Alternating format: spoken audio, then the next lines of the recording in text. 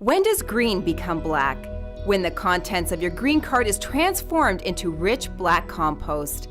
Dennis Guy, project manager with Waste Management in Hamilton, is here to tell us about this earth-friendly process and the city's central composting facility.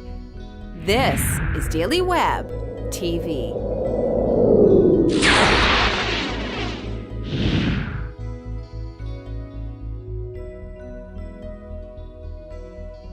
Dennis, what happens after all my compost has gone through phase one? Well, after 7 to 10 days, the material volume has reduced to about 45 to 50%, so it's not really that efficient to leave it in a tunnel the same size. So what happens is, basically across the hall are phase 2 tunnels, and there are only 6. So there are 10 in phase 1, 6 in phase 2, so the tunnels are taken out and put into phase 2. Exact same things happens in phase 1, 7 to 10 days, heat's monitored, moisture's monitored, humidity's monitored. The difference is that now in the process, we don't want anything dirty touching it.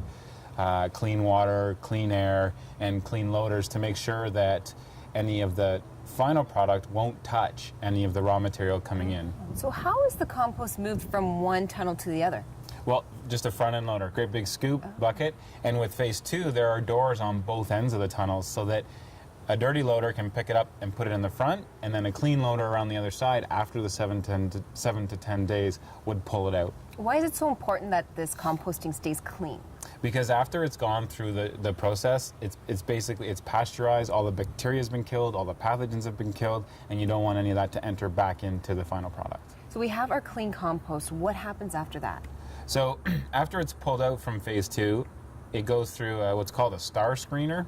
And basically long spikes that are like cogs almost that the material runs through, and it can be adjusted to how big of size that would drop through to get anything that may not have composted through. We call it overs. So what happens with overs, big chunks of wood or really dense clumps of food waste, what have you, will go back into the process. So they're not thrown out, they're kept, and they get put back through the shredder, back through phase 1, right. So that's the first part, another magnet, and then a little bit of visual inspection. From there, and this is the coolest part of the plant that I think, it's conveyored out to a different building that's called the curing building, but it's conveyored on a conveyor belt that wraps itself around itself, and is basically a tube, and ships it off to the curing building. So how long does the compost sit in the curing building for? Sits there for up to a month. Is a normal time before it's usually sold or shipped out to nurseries and landscapers and things like that by truckload. Oh, I'm thinking composting and food waste, it's going to really stink. Does it smell really bad there? The way that the facility is set up, we talked earlier about the negative pressure. So all of the odors in the facility are captured. They're put through what's called a biofilter. And the biofilter is essentially this great big room of wood chips. And the smell goes up to the wood chips. The microorganisms on the wood chips eat away the smell, so that what is released from the facility smells like a damp forest floor after a rain. Oh, so they're just absorbing that nasty odor that... Yeah, absolutely. They're just sucking it all up so that it doesn't get out. The neat thing about the wood chips is that once they've been used to the most of their capacity, we just put them through the process to be composted. That's very green. Yeah, absolutely. And the wood chips are big, real knotty kind of strandy type chunks, so that the more surface area there is, the more odor suppression there'll be.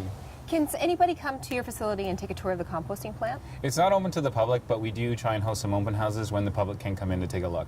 Where can somebody go to get more information? Best bet is to check us out on the web at hamilton.ca/waste, or you can give us a call, 905-546-CITY. Thank you very much, Dennis. You're welcome. For more information on the Central Composting Facility, check out their website. I'm Tracy Bazot, and you've been watching Daily Web TV.